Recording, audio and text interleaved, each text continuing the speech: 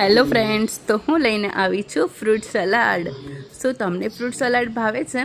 તમે બહારનો અને લારીનો તો ફ્રૂટ સલાડ ઘણો બધો ખાધો હશે, પણ આજે ઘરે ટ્રાય કરો મારી જેમ. તો મિત્ર, હું બનાવું છું ફ્રૂટ સલાડ.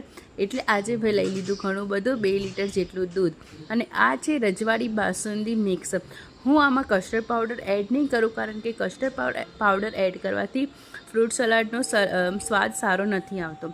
તો બાસુંદીનો પાવડર હતો, જે નવશેકું દૂધ ગરમ થયું તેમાં મેં આખું પેકેટ હતું જે 400 ગ્રામનું, તેને મેં અંદર એડ કરી લીધું. હવે દૂધને થોડીક વાર આપણે ઉકાળવાનું છે અને મસાલો પણ મેં અંદર મિક્સ કરી લીધો છે. દૂધને 10 થી 15 મિનિટ સુધી ઉકળી જાય ત્યાં સુધી તેને સરસ મજાનું ધીમા ફ્લેમ પર ઉકાળતું રહેવાનું છે. હવે થોડીક વાર તે ઉકળી ગયું છે ધીમી ફ્લેમ ઉપર, એટલે હું અંદર એડ કરીશ ખાંડ. મિત્રો, તમારે જેવું મીઠું કરવું હોય તેવું તમે ખાંડ નાખી શકો છો. મેં થોડું નોર્મલ રાખ્યું છે, એટલે મેં 1 વાટકી જેટલી ખાંડ લઈ લીધી હતી. 1 વાટકી જેટલી ખાંડ લઈને હવે મેં ઘણું બધું તેને હલાવી લીધું હતું.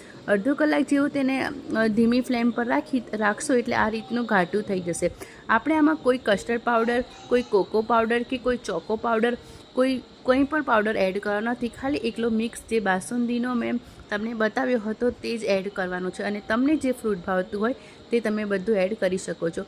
તો મેં લીધું છે ચીકુ, સફરજન, કેળા, બદામ, કાજુ અને દાડમ. અમને ભાવતા ફ્રૂટ તો અમે અંદર એડ કરી જાય, અને તમને જે ભાવતા હોય તે ફ્રૂટ તમે પણ અંદર એડ કરી શકો છો. મિત્રો, ફ્રૂટ સલાડ છે એટલે મીઠા કોઈ પણ તમે ફ્રૂટ અંદર એડ કરી શકો છો. તમે આ રીતના ફ્રૂટ એડ કર્યા, થોડું ડ્રાયફ્રૂટ એડ કર્યું, અને માવો નાખવાની કોઈ જરૂર નથી. બધું જે બાસુંદી મિક્સ પાવડર હશે તેમાં બધું જ અંદર એડ હોય છે. ઇન્સ્ટન્ટ પેકેટ આવે છે તે તમે લઈ લો. અને આ રીતે મેં અંદર દાડમ નાખ્યા, અને કેટલો સરસ મજાનો ફ્રૂટ સલાડ બની ગયો હતો કે તમને જોતાં જ ખબર પડી જશે કે કેટલો સરસ મજાનો ફ્રૂટ સલાડ બની ગયો છે. તમને સ્વીટ ભાવતું હોય તો તમે આ સાતમ આઠમમાં, ખીર તો દર સાતમ આઠમમાં બનાવતા જ હોય, પણ આજે આ રીતનો ફ્રૂટ સલાડ સાતમ આઠમમાં બનાવો. તેને તમે 3-4 દિવસ સુધી ફ્રીઝમાં ફ્રોઝન રાખી શકો છો. અને ઘરે નાના છોકરાઓથી લઈને મોટા સુધી બધાને આ ભાવે છે. બહારનો ખાવામાં શેકરીન અને ઘણું બધું મિક્સડ હોય છે. તો તમારા હાથથી જ આ રીતનો મારી જેમ ફ્રૂટ સલાડ બનાવો અને ઘરમાં બધાને સર્વ કરો. તો મિત્રો, કેવી લાગી મારા ફ્રૂટ સલાડની રેસીપી?